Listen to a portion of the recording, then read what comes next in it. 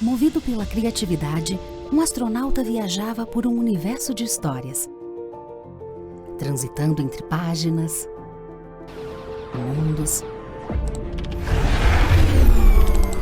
telas, expandindo as diferentes formas de contar e ouvir. Numa jornada compartilhada com infinitas possibilidades de transformar a imaginação de todos em experiências diferentes de uma mesma aventura. E esse grande encontro de narrativas e de momentos inesquecíveis está chegando. A edição especial de 40 anos da Bienal Rio irá pulsar suas emoções. Bienal do Livro Rio. Muitas histórias, um só coração.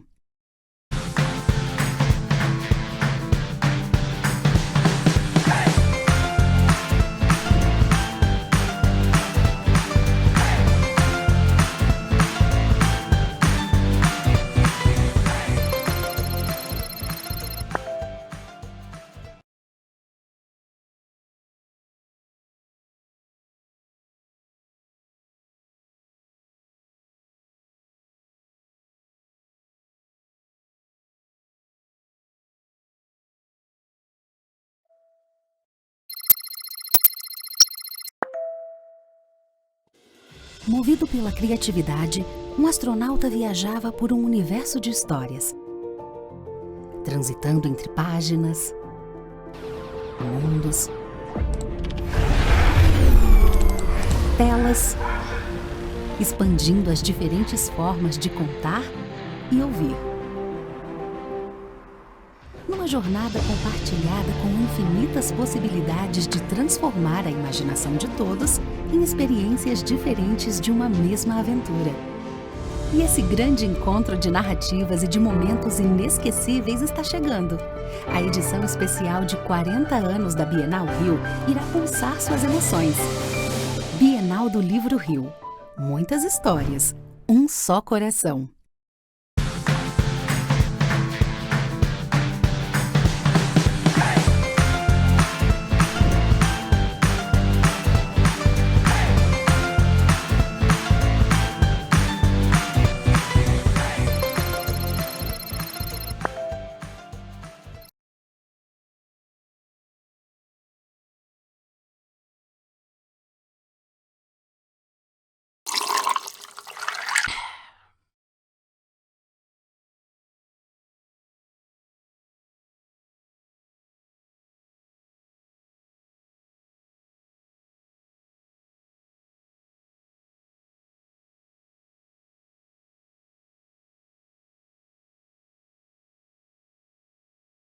Eu sou Matheus Baldi, sou escritor e jornalista, sou uma das curadoras da Bienal. É uma alegria e uma honra muito grande estar aqui, nesse palco, no Café Literário, nessa edição que celebra os 40 anos da Bienal. A gente vai ter uma mesa muito especial agora, porque essa é uma edição muito especial da Bienal. É muito bom ver os corredores cheios, o Café Literário lotado. A programação que a gente pensou esse ano, eu, Stephanie Borges e Clara Alves, está cheia de novidades, com novos formatos e convidados mais que especiais. Conversas riquíssimas sobre temas do nosso cotidiano, da nossa literatura, que falam sobre nós e o tipo de sociedade que a gente vive e que a gente espera. Por isso, vamos ter agora uma mesa que investiga o Brasil a partir de novos centros. Ao olhar para o país em sua imensidão e multiplicidade, a literatura contemporânea tem apresentado obras que nos convidam a pensar diferentes experiências de ser brasileiro, de se relacionar com a terra e de contar histórias. Ao longo da sessão, nossas queridas amigas de laranja vão passar com perguntas, com papelzinho para vocês colocarem as perguntas, quem quiser.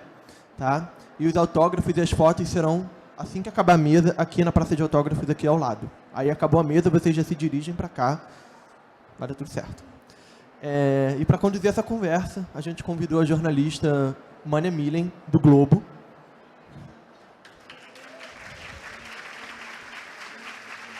E agora com vocês, para falar dos novos centros do Brasil, Itamar Vieira Júnior, Audrey Anunciação e Micheline Verunski.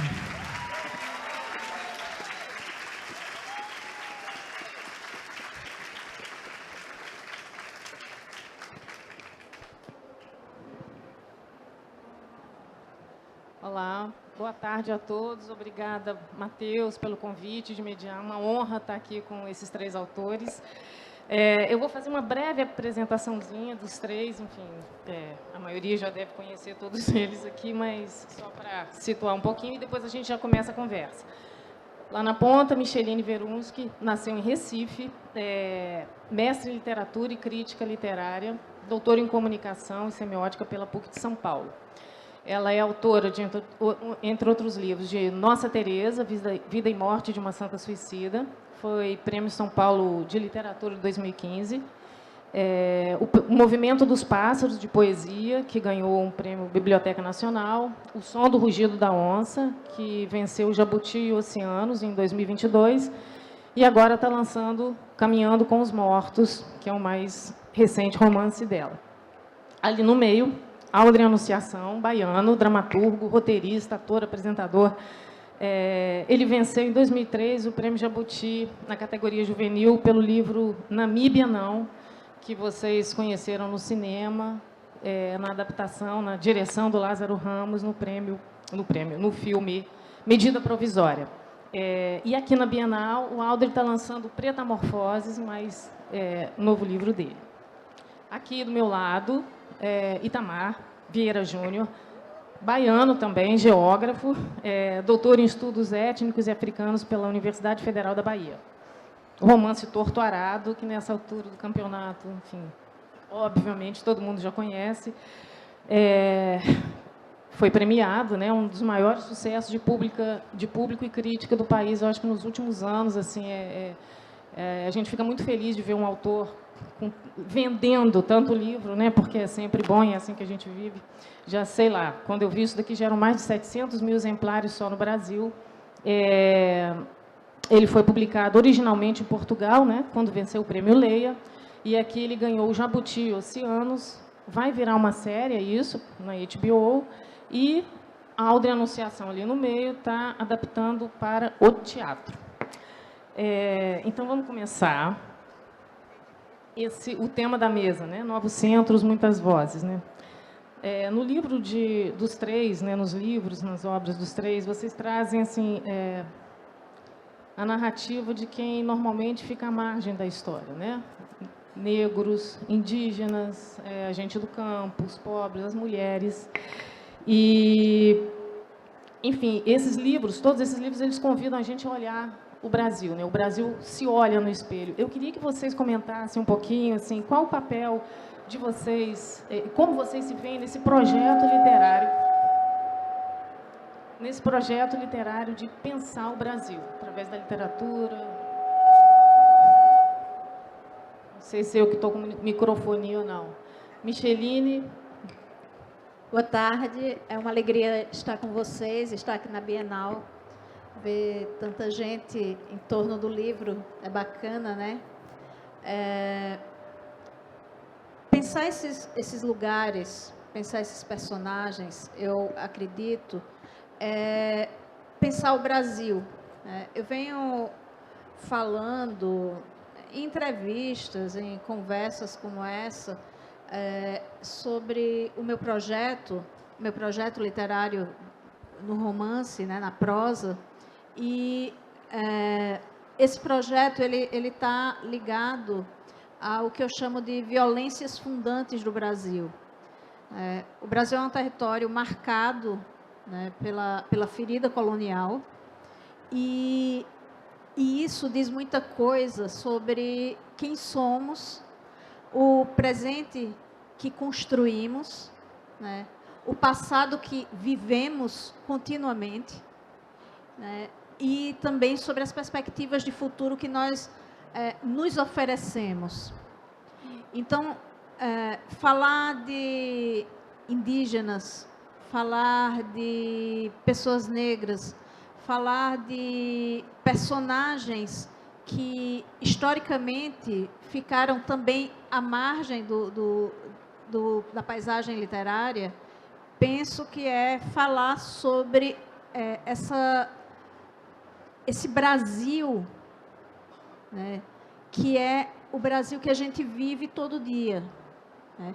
Eu recuso terminantemente o termo Brasil profundo.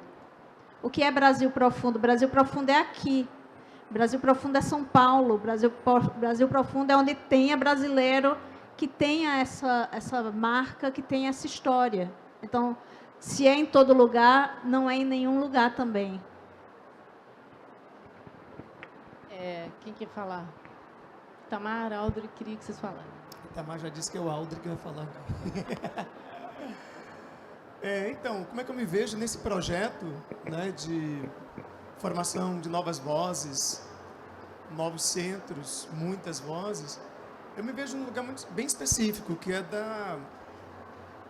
um assunto que é muito caro em tudo que eu escrevo. Assim, eu acho que todo autor tem um macro tema, né?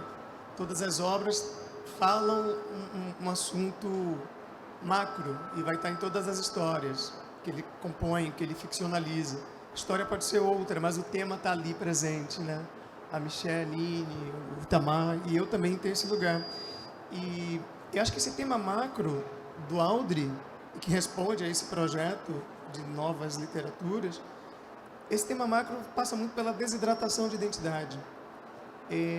A gente, falando do ponto de vista da negritude, a gente é atentado o tempo inteiro a ajustar a sua identidade a algo que o país se propõe enquanto projeto de identidade.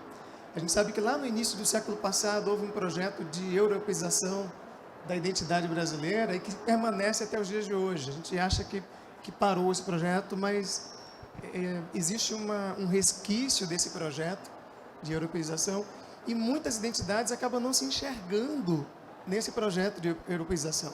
Quando ela começa a investigar a sua ancestralidade indígena, sua ancestralidade africana. E aí, nesse jogo de você se ajustar a esse projeto, corre o risco dessas subjetividades se desidratarem. A gente tentar se ajustar a uma organização, a uma sociedade, sabe? Que se quer de uma forma branca. Você ser negro no país. Esse é o tema que se quer branco, de Metamorfoses. É o tema né? também está no Metamorfoses, que é o último livro, que tem um subtítulo que já fala um pouco sobre isso, né? É bem curioso, que é a autobiografia, a biografia não autorizada de um ex-branco. Então, assim, esse conflito identitário está em todas as obras. No Metamorfoses, que está pré-lançando hoje, no Namíbia Não, no Embarque Imediato, né? Que virou teatro também, com Antônio Pitanga, no Campo de Batalha. Esse embate, assim, quem sou eu dentro dessa estrutura que se quer tão embranquecida? Como é que eu me ajusto? Eu me embranqueço, né?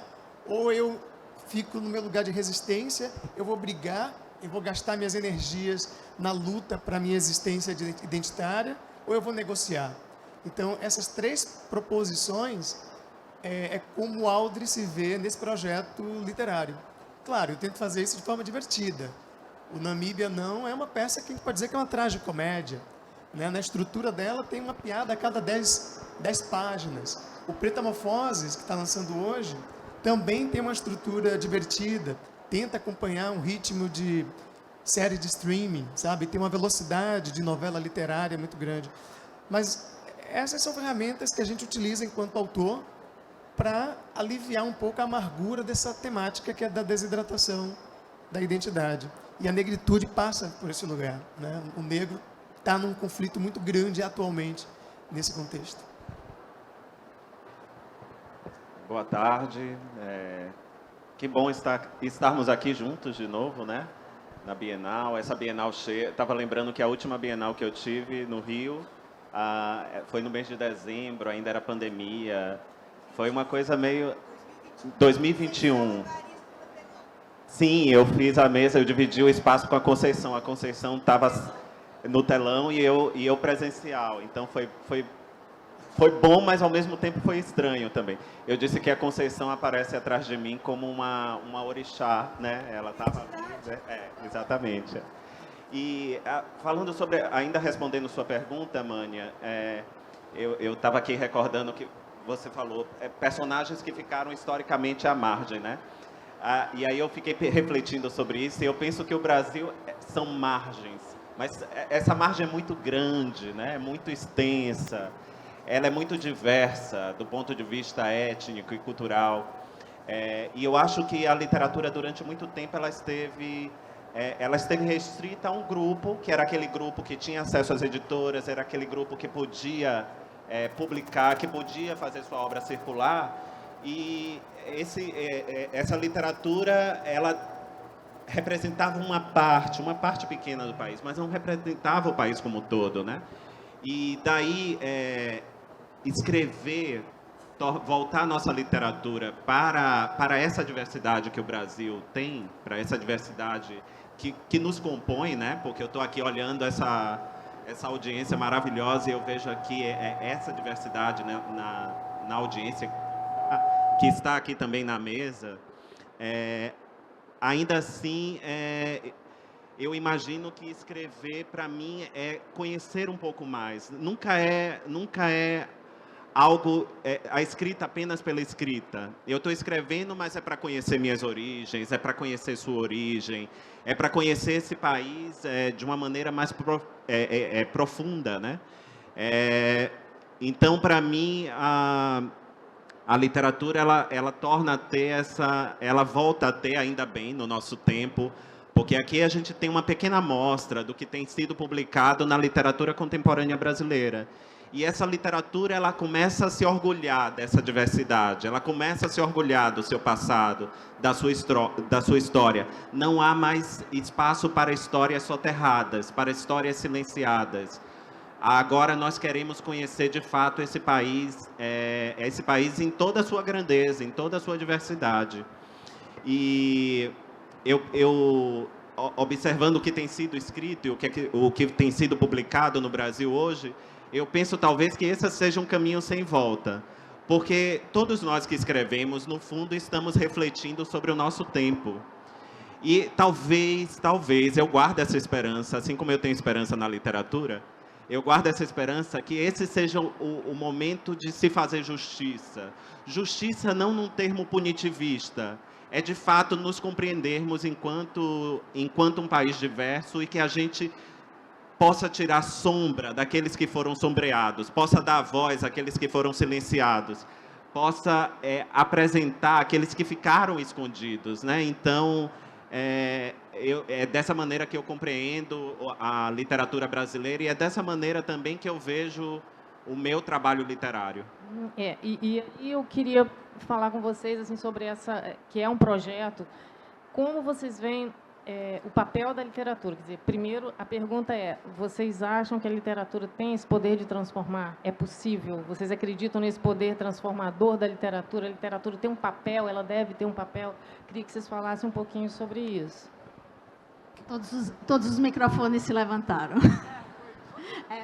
Coisa não levante.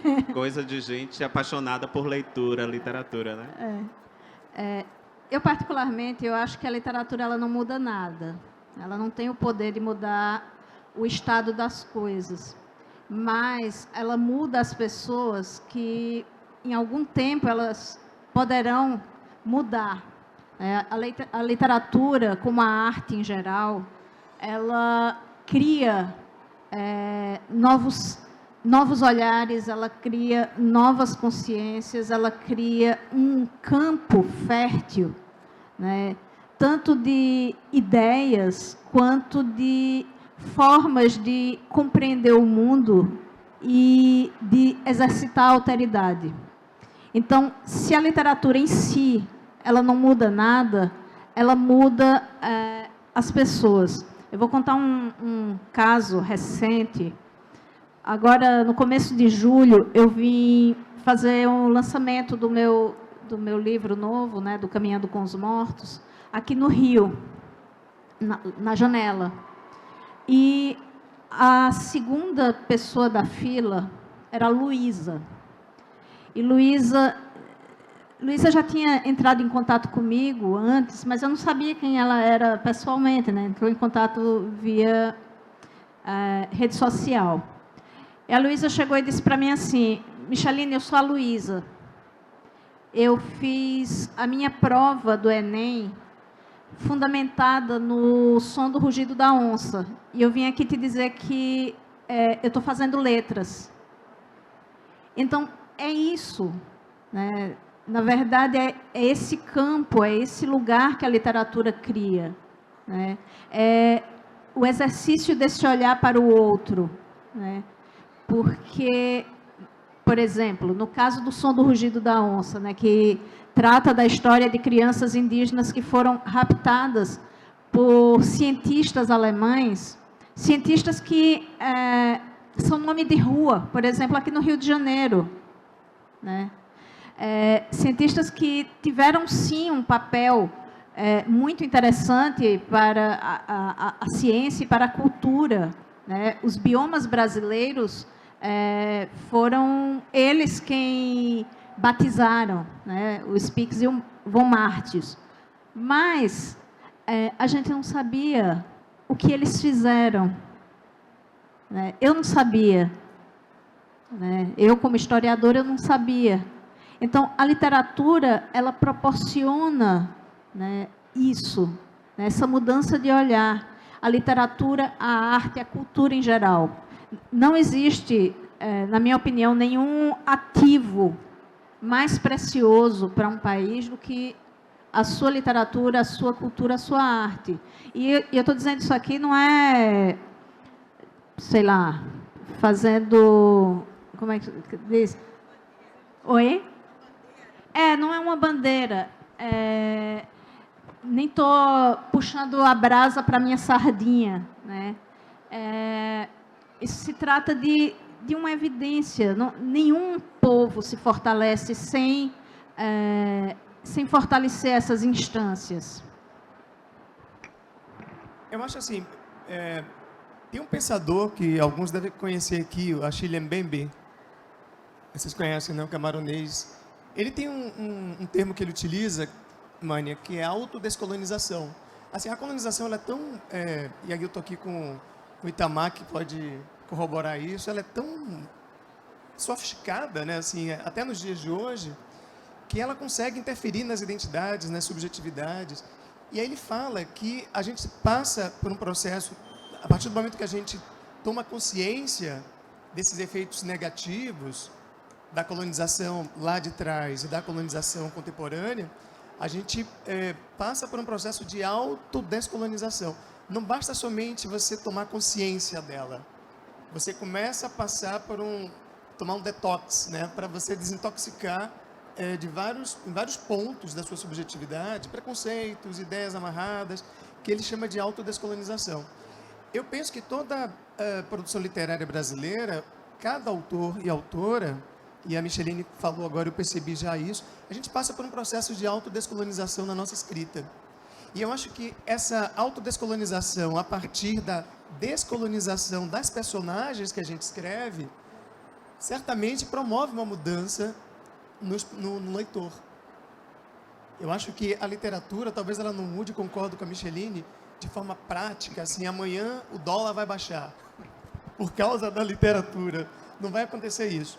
Mas eu acredito piamente que ela promove um processo de descolonização, de autodescolonização no leitor, quando ele tem acesso a Belonísia, a Bibiana, a Paraguaçu, agora do novo livro do Itamar, as gêmeas indígenas aqui, ou o Gregório, que é esse livro que eu estou lançando agora, que é uma personagem branca, né, e que de repente se torna negra, e tem que encontrar estratégias para viver numa sociedade que se quer branca estando negro, sendo que ele se considerava branco. Olha a confusão de identidade. Assim, a gente acompanhar a jornada dessas personagens promove na gente também uma mudança. E se a gente acredita que a estrutura ela é composta pelas unidades, é possível que essas pequenas mudanças individuais que a literatura propõe, no final das contas, promovam uma grande mudança estrutural no país. Então, eu sou otimista e pessimista ao mesmo tempo. Sei que não vai baixar o dólar, a nossa escrita, mas eu sei que no futuro próximo a gente está promovendo uma autodescolonização para os nossos leitores. E isso é de grande importância. Vou dar meu testemunho de leitor. Não vou falar como escritor agora, eu vou falar como leitor. E a experiência da leitura, eu acho que a literatura ela não tem uma função dada. Né? Não é função dela modificar ninguém. mas como relato, como história, como narrativa, ela termina por modificar. E se não modifica, pelo menos acresce, né? Nos torna mais compreensivos, porque a literatura é isso, ela não tem fronteira. Hoje, graças às traduções, inclusive, a gente pode ler coisas que foram escritas do outro lado do mundo, né? E aí a minha experiência como leitor, qual é? A literatura expande nossos horizontes, ela alarga a nossa humanidade, porque a nossa vida, ela sozinha não dá conta de tudo isso, e ler pode ser uma experiência sem fronteira, uma experiência sem limites mesmo, né? Não importa, a pessoa que está lendo só precisa saber ler, não importa se ela é branca, se ela é negra, importa a disposição dela de encarar aquela história, de se confrontar com aquela história, e a partir dali, tornar a sua humanidade mais abrangente, né? Eu sempre digo isso, que a leitura, ela nos permite viver a vida do outro. A gente vive a vida da personagem. Porque ler um livro é um processo de exige de quem lê grande concentração e, ao mesmo tempo, grande intimidade. Eu digo, escrevemos o livro, nos envolvemos com aquela história, com aquelas personagens, mas quando a gente termina a escrita, pronto. Aquele livro ainda não está dotado de grande coisa, de significados. Quem vai dotar aquelas histórias, aquelas narrativas de significado é o leitor. Porque é o leitor que vai projetar personagens, vai encadear os eventos, vai imaginar a história, vai imaginar a paisagem, vai viver a vida das personagens, porque isso exige muito do corpo de quem lê, né? Exige literalmente do corpo de quem lê. Quem aqui, lendo algum livro, não se emocionou ou não deu risada, né? Porque a narrativa atravessa o corpo do leitor, literalmente. É a nossa cabeça que projeta tudo aquilo, né? Então, exige grande engajamento de quem lê. E esse engajamento termina por nos colocar nesse lugar, no lugar que às vezes não é meu. É o lugar de uma mulher personagem, é o lugar de uma mulher indígena, é o lugar de crianças indígenas, é o lugar de pessoas negras, é o lugar do camponês e da camponesa. Ou seja, a gente consegue se colocar nesse lugar e eu acho que isso cria empatia. A gente já consegue ler sem julgar nossos personagens, né? E se a gente não julga dessa maneira, a gente talvez consiga ser mais compreensivo com nossa própria história, com a história das pessoas que estão à nossa volta. Eu tenho muita fé na leitura e na literatura por isso, porque eu acho que ela exige muito de quem lê. E essa exigência faz com que a gente nunca mais seja o mesmo. Tem filósofos que falam sobre a ideia do ser humano, do ser como algo estático, mas tem filósofos que falam da ideia do devir, né? E aí a gente pode pensar no devir humano. A nossa vida é como um rio. E a cada leitura a gente se confronta com coisas novas, com experiências novas. E ninguém toma banho no mesmo rio 2 vezes, porque a água está correndo ali, está fluindo. E essa experiência um pouco se aproxima da experiência do leitor. A gente pode sair até sem gostar da história, mas a gente não é mais a mesma pessoa, porque a vida é esse acréscimo, esse contínuo. E aí eu queria entrar numa pergunta que chegou da plateia, mas eu também faria isso, que é o inverso, né? Quer dizer, na verdade, vocês, autores, quem está escrevendo ali. A pergunta é: tocar em certos assuntos é como abrir feridas, exige coragem. Como os autores se relacionam com a coragem? E eu acrescentaria a dor também, porque, né, quando a Micheline vai conhecer a fundo a história das 2 crianças indígenas que morrem, obviamente, de forma terrível lá fora, enfim, você com os personagens, Alder também, eu queria saber como é que é essa convivência, quer dizer, qual é o estado emocional ali que fica na hora que vocês estão escrevendo e depois que bota o ponto final. Isso fica ali dentro. Queria que vocês falassem um pouquinho sobre isso. Quando eu vou escrever sobre... eu pensando aqui, né, nos meus romances, de uma forma geral, o que me leva a escrever, em geral, é um sentimento de indignação. né, com alguma coisa.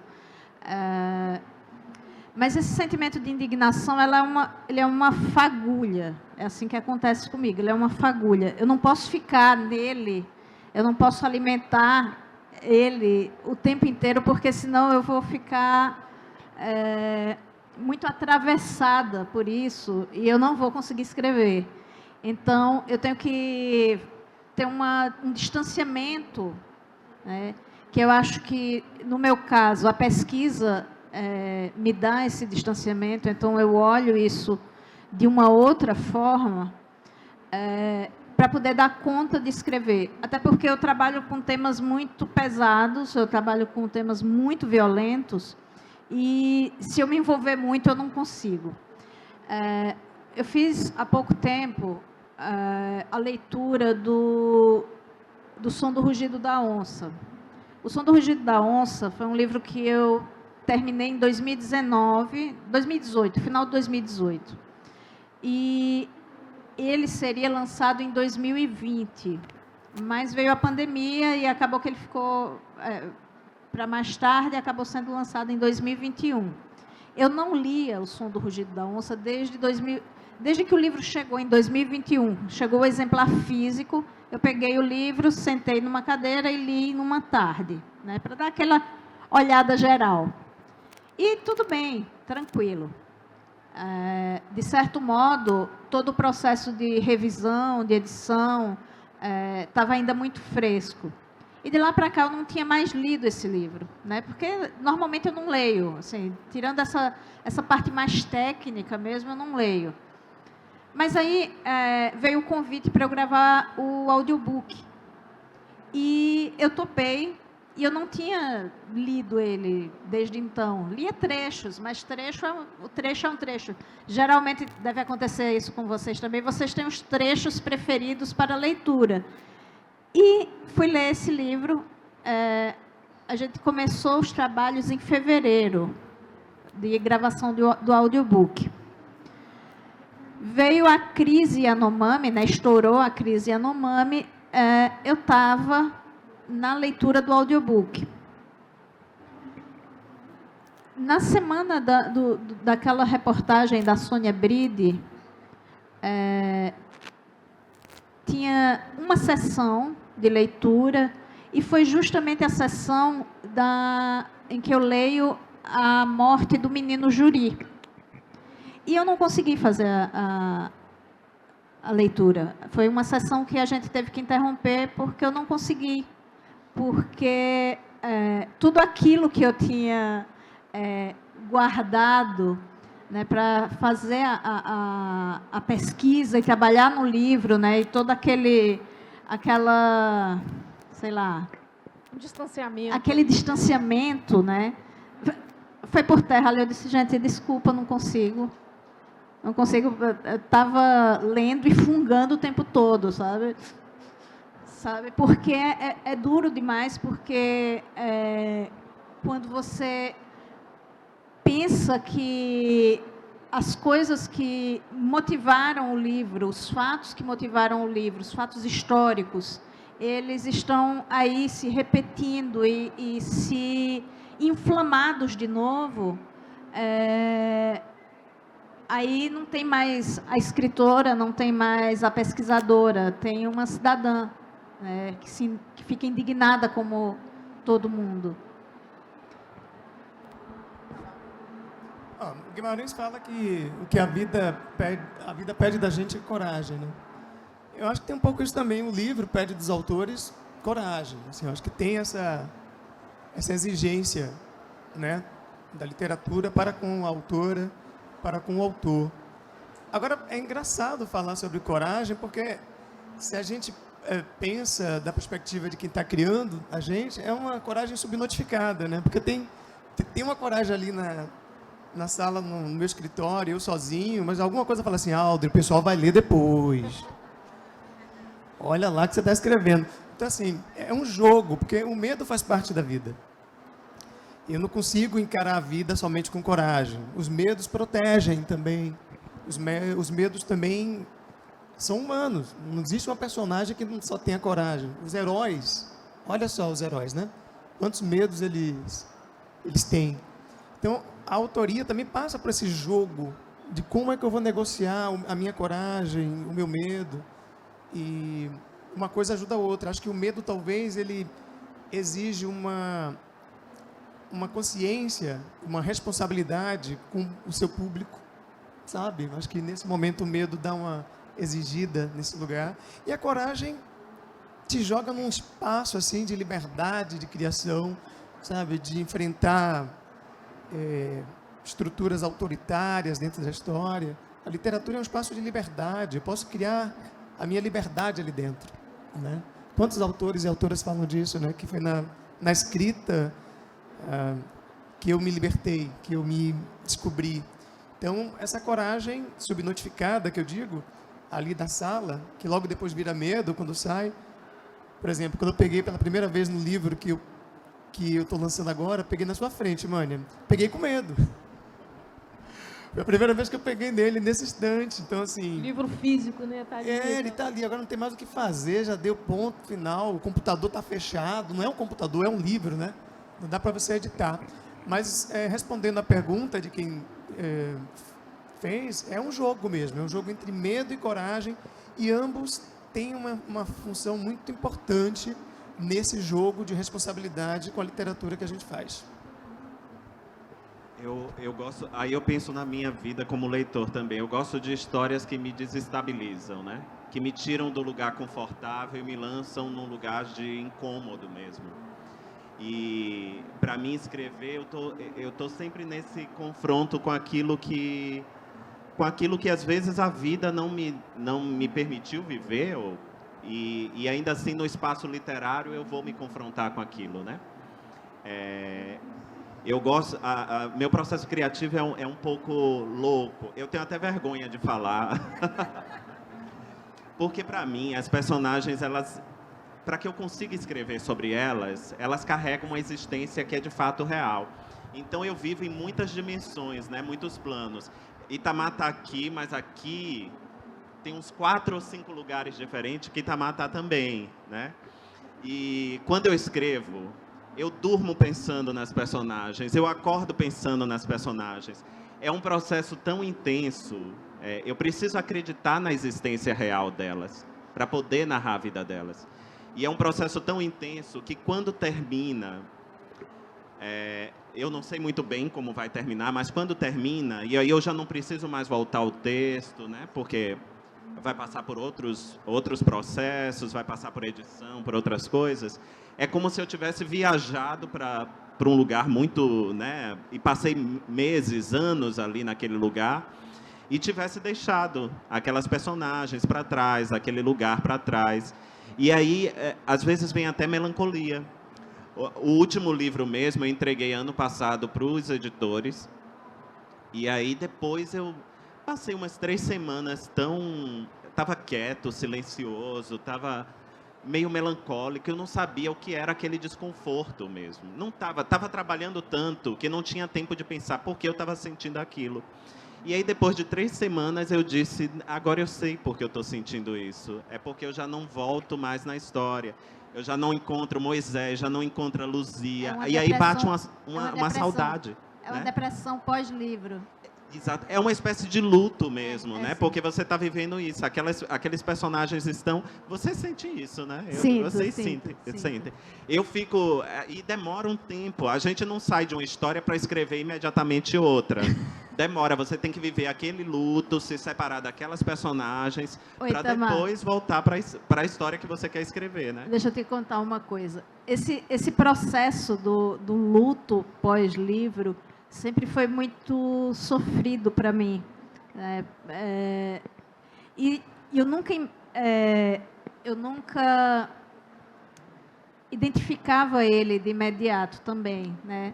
Eu ficava assim, mal-humorada, triste, eu não sei o que, até eu perceber. Aí eu consegui fazer um mecanismo regulatório para mim, que é, antes de terminar um livro, eu já estou pensando no outro. Aí eu não tenho... não dá tempo, não né? Dá tempo. Pro luto. Mas é um mecanismo regulatório porque eu ficava realmente muito mal. Porque tem tem isso. De um lado tem a pesquisadora, a pessoa que se afasta, mas, por outro, tem esse convívio cotidiano, né? E muito intenso com aquele tema, com aquelas personagens. Então, eu ficava meses prostrada, meses. Então, eu descobri isso. Esse mecanismo esse está mecanismo, funcionando, né? por enquanto, até dar um tilt, né? E eu penso, Micheline, que a existência dessas personagens é tão real para mim, né? Eu sei como elas são, eu imagino como elas estão ali convivendo comigo. A escrita do romance exige disciplina e engajamento de quem escreve, né? Exige muito. A gente não escreve algo hoje e só volta a escrever semana que vem. É um trabalho diário, a gente tenta manter essa frequência, porque senão não avança, não vai para frente. A gente se perde na história, né? Não existe outra maneira de escrever.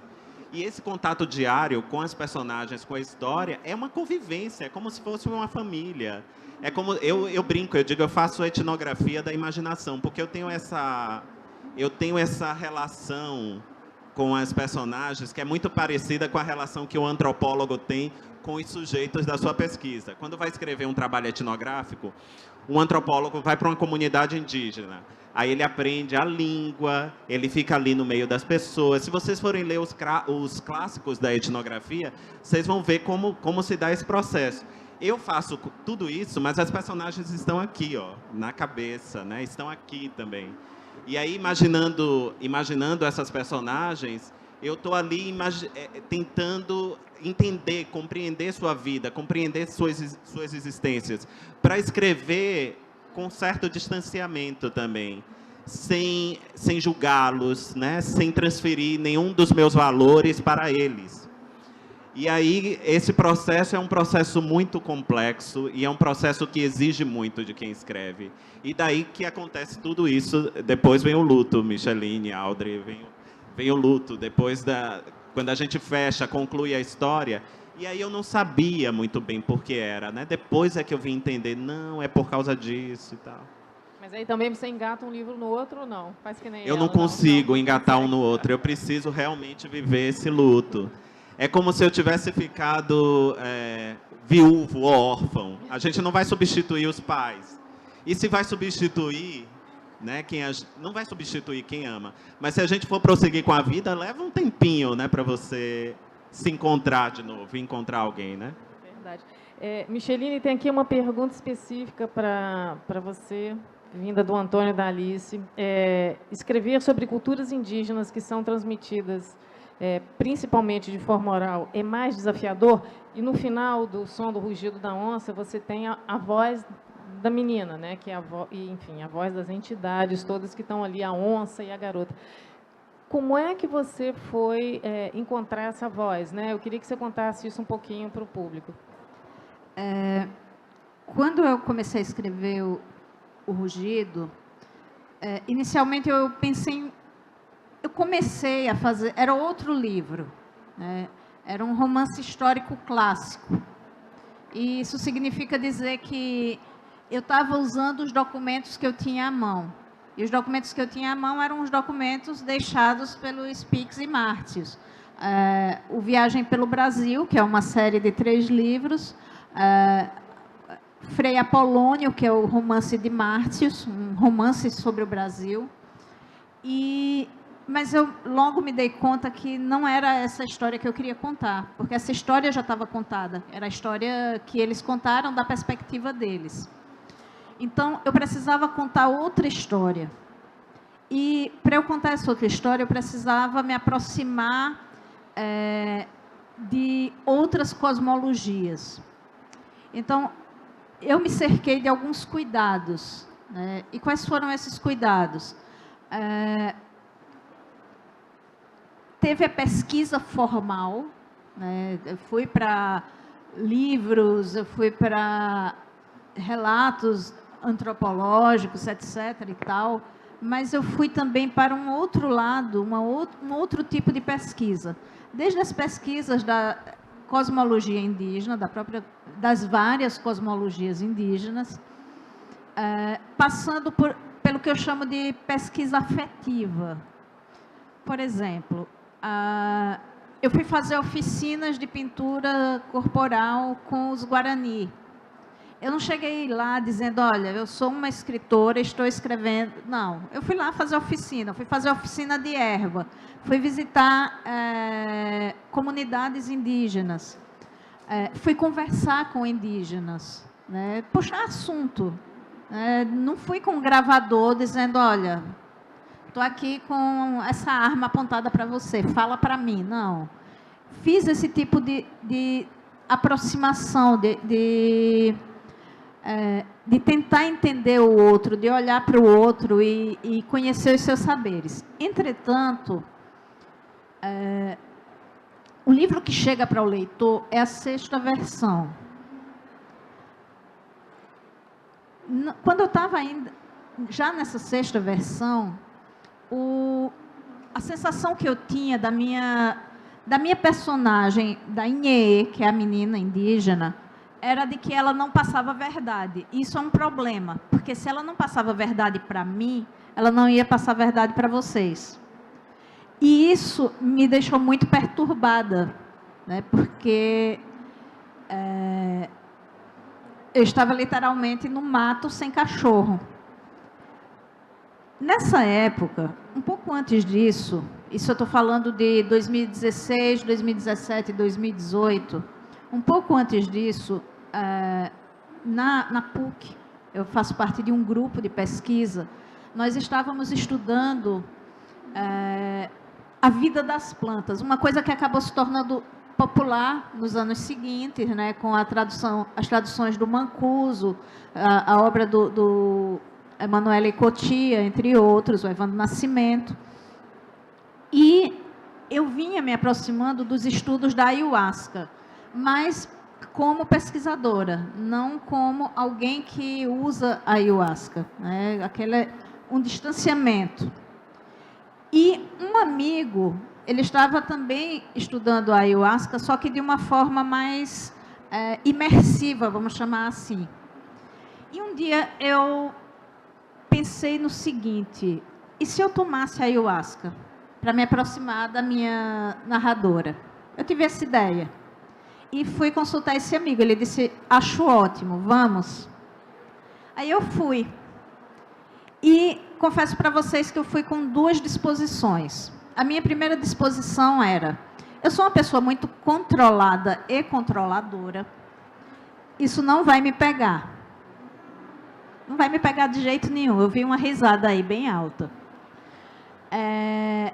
E a minha outra disposição foi, eu vou para o meio do mato tomar ayahuasca, eu sou alérgica a um monte de coisa, eu vou morrer no meio do mato. De fato, eu morri porque o negócio me pegou. Pegou, né? Pegou. Aí, quando eu cheguei para esse ritual, o mestre que estava, enfim, organizando tudo, ele disse que eu tinha 2 perguntas para fazer ao chá. O chá é um mestre, quem conhece, quem já tomou sabe, o chá é um mestre, é um professor, é assim que os povos originários se referem a, não só a ayahuasca, mas a outras plantas, né? Plantas mestras, como a jurema, por exemplo. E eu fui com 2 perguntas. A minha pergunta é, quem é a minha narradora? E como eu posso me aproximar dela? Aí o chá me deu uma lapada, amigos e amigas e amigues. Uma lapada grande, porque ele me pega e me leva para um evento da minha vida, um evento da infância. Meu pai me perdeu no Recife, lá na década de 70. Eu passei um dia inteiro perdida. E o chá me leva justamente para esse lugar, para esse dia. E, obviamente, guardadas as devidas proporções, o que é que ele me ensina? Ele me ensina a me colocar no lugar do outro, no lugar de uma criança perdida de sua família, que não sabe se vai conseguir voltar. Foi um ritual que durou das 8 às 6 da manhã, né? De uma semana muito, muito exigente, porque eu fui muito Caxias, eu fiz jejum, eu fiz tudo que me indicaram. Então, quando eu saí de lá, em 3 meses eu terminei o livro e o livro era totalmente outro. Com com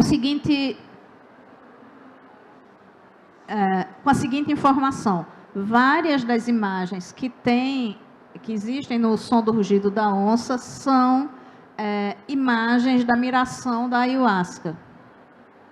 Então, é assim que eu acabo me aproximando da minha narradora, que eu acabo me aproximando de uma forma nossa, essa palavra é difícil. Não ocidental, mais fácil. De conhecimento. Vocês tiveram alguma experiência assim tão forte na hora de construir personagens, assim, o que vocês conseguem? Eu não tomei nada para escrever. Mas, Aldro, eu queria uma curiosidade. Você o primeiro, quer dizer, eu acho que todos os livros, eles têm um foco no público mais jovem, né? E você usa essa chave do humor, né? A coisa da distopia, ficção, e tem muito a chave do humor. Queria saber como é que você trata um assunto que é muito caro, assim, nessa que você consegue fazer essa transformação ali no livro, no texto e para um público. A juventude, assim, ela tem um aspecto bem-humorado, né? Até quando ela é mal-humorada, a juventude tem uma estrutura de lidar com os problemas, até quando ela está gritando, brigando. Eu acho que a juventude é uma boa ferramenta para a gente tratar assuntos muito pesados, porque ela exige você ir para um lugar de ingenuidade, sabe? E essa ingenuidade traz também um novo olhar sobre as coisas.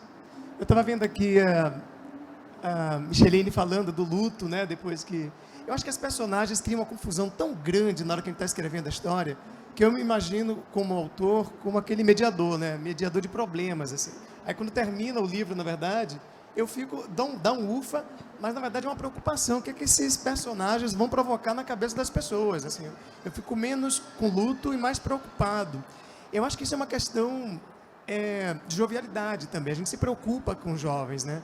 Eu acho que trazer isso para a escrita, e daí que a minha ficcionalização namora a distopia, mesmo que eu não tivesse a intenção de criar a distopia. Se a gente analisar o Pretamorfoses, ela é uma distopia, vamos dizer, considerando a distopia como topia, território, né? Esse desfazimento de território. No Pretamorfoses, que é uma figura branca que fica negra, que é um pseudo-Kafka, né? Porque no final da história a gente vê que não é Kafka. Mas aí leiam para vocês saberem. É uma distopia interna ali também, né? Eu acho que os jovens passam por essa convulsão interior muito grande e que dá uma dinâmica imprime uma dinâmica muito grande na literatura.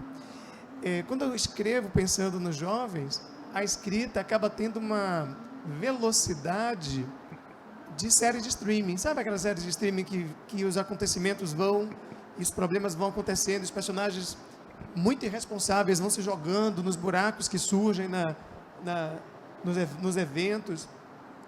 Eu acho que a jovialidade, a juventude permite com que a gente tenha uma liberdade, um ritmo e enxergar as coisas com leveza.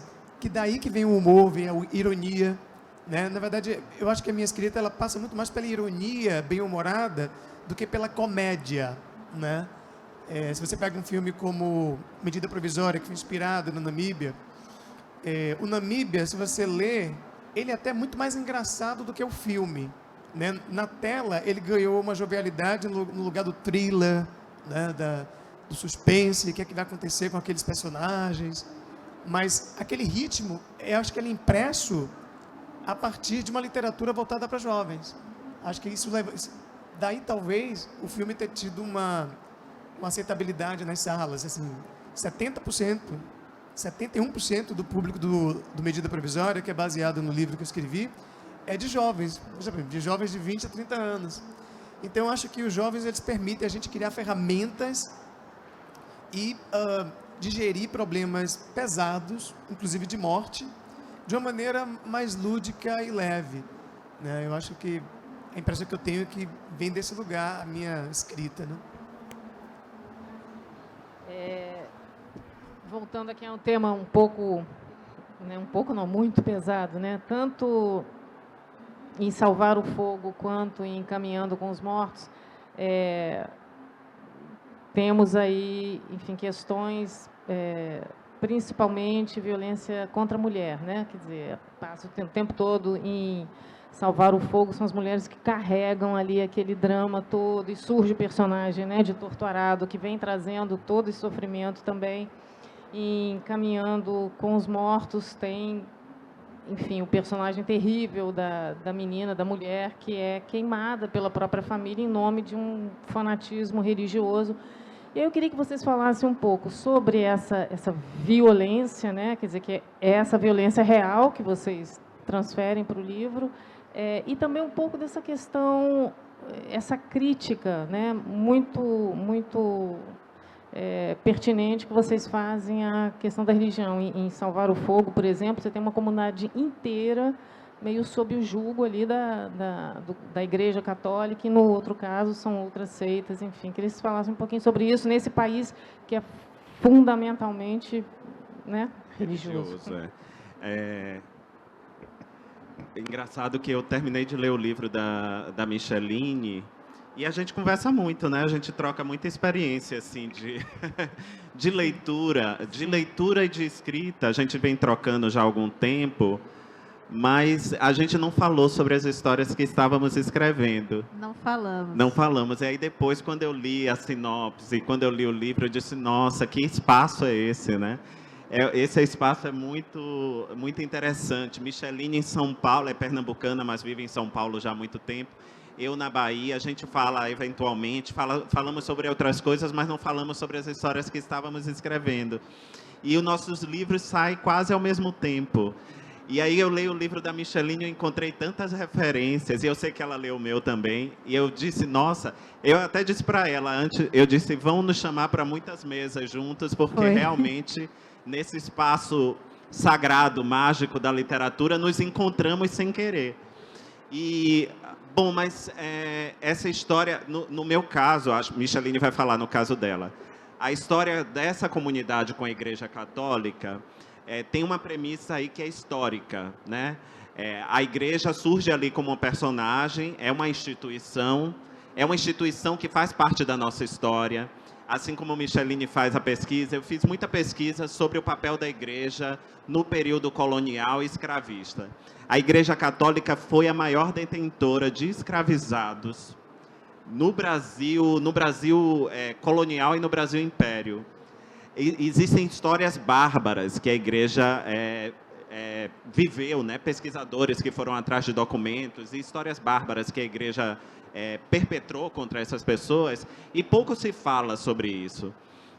E ali a gente tem as personagens de Salvar o Fogo, e a ideia é que a vida delas, assim como as nossas, assim como a minha, de todos nós, é atravessadas por eventos históricos que nós não vivemos, né? Lendo o Malcolm e Ferdinand, ele traz uma ideia interessante. O livro se chama Por uma Ecologia Decolonial. Ele traz uma ideia interessante, resgatando essa perspectiva histórica da formação do continente americano, né? Ele diz, aqui quando chegaram, a primeira coisa a se fazer não foi erigir uma casa, não foi colocar qualquer coisa, foi fincar uma cruz do cristianismo, e essa cruz, ela significou o apagamento de muitas culturas e o surgimento de algo novo que continua também a nos assombrar, né? E a ideia foi justamente essa. Era inevitável escrever essa história e não falar da violência que toda essa história carrega, né? É muito interessante porque o fogo tem uma centralidade, tanto na história da Micheline quanto nessa história de Salvar o Fogo. E essas personagens, né, a Letinha e a Luzia, elas foram estigmatizadas como o mal, né? É isso, a igreja chega, o cristianismo chega. Se antes existiam muitos saberes e muitas culturas, essa ideia, esse binômio do bom e do mal não corresponde a ontologias outras, né? Ontologias indígenas, ontologias africanas, não corresponde. As pessoas têm que se enquadrar aquilo, e tudo aquilo que foge à norma, à regra, é tido como mal. E como isso pode deformar a nossa mentalidade, né? Como isso pode deformar a convivência, a existência na própria comunidade, porque aqui a violência que elas atravessam, tanto as suas personagens quanto a minha, é perpetrada entre grupo, né? É uma família que pratica algo achando que está fazendo bem, né? E aqui é uma comunidade com as mesmas origens que hostiliza essa mulher e tem ela como mal, como uma bruxa, como uma feiticeira, como alguém, Normalmente né? é isso, que... né? É o corpo Exatamente. feminino.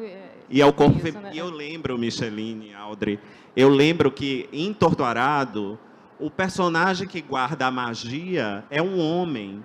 É o Zeca Chapéu Grande, um homem negro, mas que com toda... pertencendo a esse lugar de subalternidade, né? Porque ele é visto dessa maneira pela sociedade, ele ainda podia praticar sem ser questionado. Iam prefeito, pessoas da cidade, iam buscar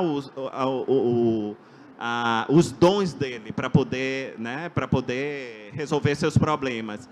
E aqui, com essas personagens, acontece a mesma coisa. Com a personagem da Luzia, a mesma coisa. Só que ela é entendida, ela é compreendida, ela é assimilada pela sua comunidade de uma maneira completamente diversa. É uma mulher, é essa mulher, né? Como tantas outras na história da literatura, Joana d'Arc, como a Tituba, da Maryse Condé, como tantas outras que guardam esses dons e são tidas como bruxas. E, enfim, essa é uma história que é atravessada por nossa experiência histórica colonial e escravista também. Se a gente tivesse combinado, Né? não tinha saído tão parecido. Tão parecido, Parecido, claro, reservado às proporções, porque são livros muito diferentes, mas que se encontram nessa experiência, sim, né? São livros que dialogam, né, dentro de um certo recorte. Quando eu fui pesquisar para escrever O Caminhando com os Mortos, bom, antes de eu falar da pesquisa, eu vou falar de uma outra coisa. Esse livro é o meu livro da pandemia, né? Um pouco antes de eu começar a escrevê-lo, um amigo meu, negro, homossexual, foi assassinado queimado. O livro é dedicado a ele, a Jacinta, que na minha cidade seria o que hoje a gente chamaria de uma mulher trans, né? Mas que naquela época, na minha adolescência, tinha uma denominação pejorativa. E Belinha, que foi uma moça que eu não conheci, mas que soube da história dela, que foi queimada, assassinada como bruxa, né? Aí, quando eu fui pesquisar, né, eu fiquei muito impressionada, e se vocês tiverem curiosidade, vocês podem pesquisar também.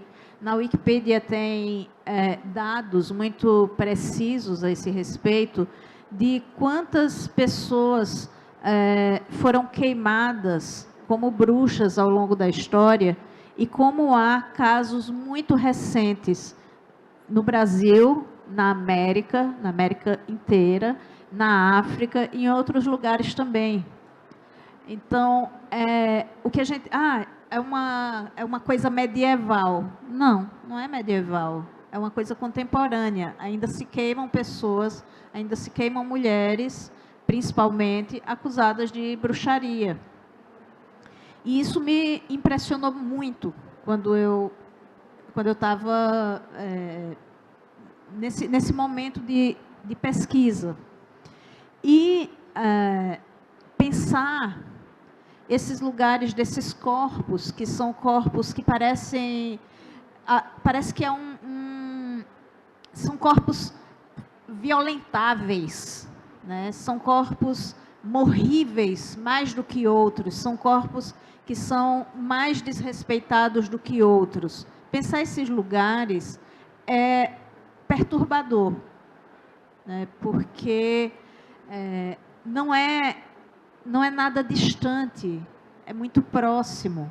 Cada um de nós aqui nessa sala e lá fora tem uma história de alguém que foi atingido por ser quem era, ou por ser mulher, ou por ser negro, ou por ser indígena, ou por ser criança, né?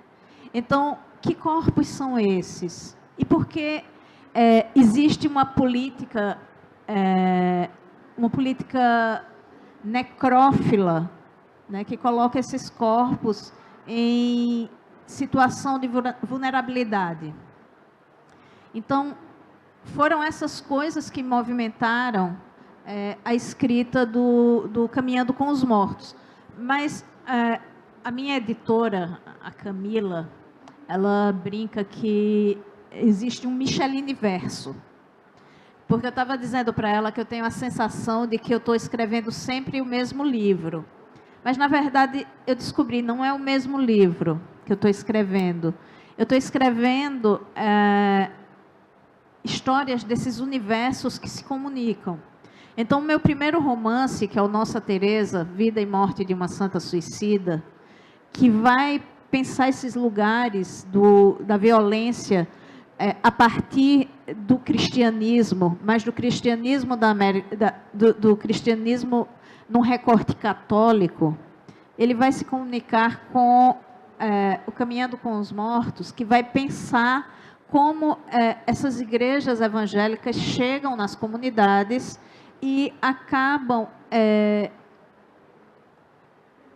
mexendo, né, com a ordem, com os afetos e com aquilo que essas comunidades têm de mais caro.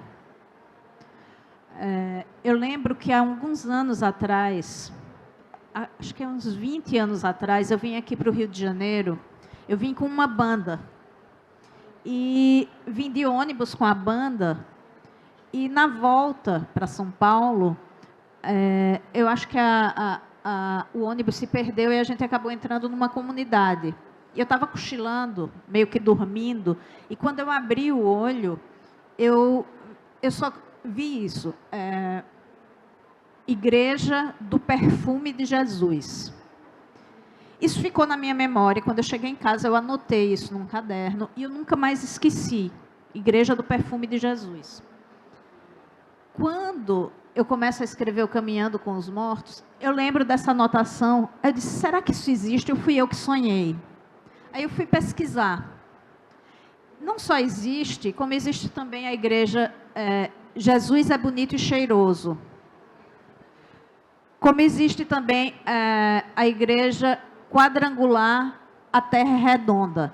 Esses eu gosto porque eles não são negacionistas. Mas o que eu quero dizer com isso é que esses lugares, né, essas instituições, isso não tem a ver com a fé das pessoas, não tem a ver com o sagrado, que é tão bonito, que é tão profundo, né, que é tão mobilizador. Isso tem a ver com instituições que transformam a fé das pessoas em commodities. Numa moeda em que a troca são esses corpos vulneráveis. É isso. Gente, leiam esses livros todos os três. A gente tem 5 minutinhos aqui, o curador já está ali.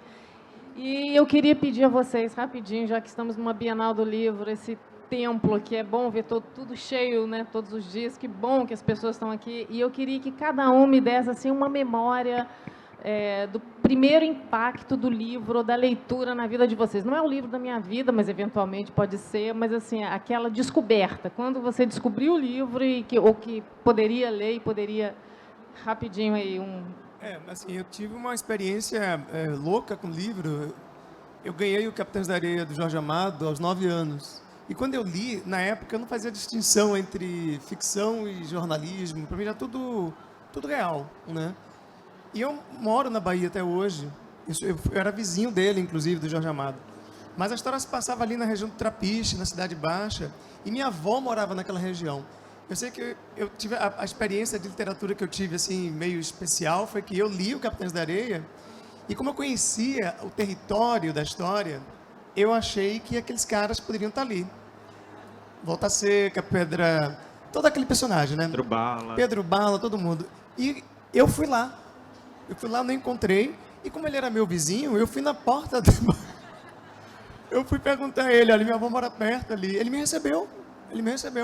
Eu tinha o 10 Jorge anos. recebia todo mundo. Ele Ele me recebia recebeu as também. pessoas. Eu falei para ele, minha avó mora naquela região, na ladeira do Tabuão, Você foi perguntar onde estavam os meninos. onde estavam os meninos.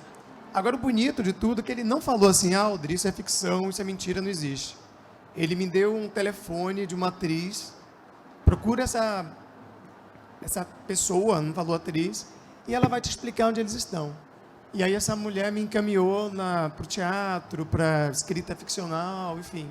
Muito bonito, né? Ele não falou que era mentira. E aí eu só fui descobrir que a ficção não era realidade, e a realidade não era ficção, embora sejam, né?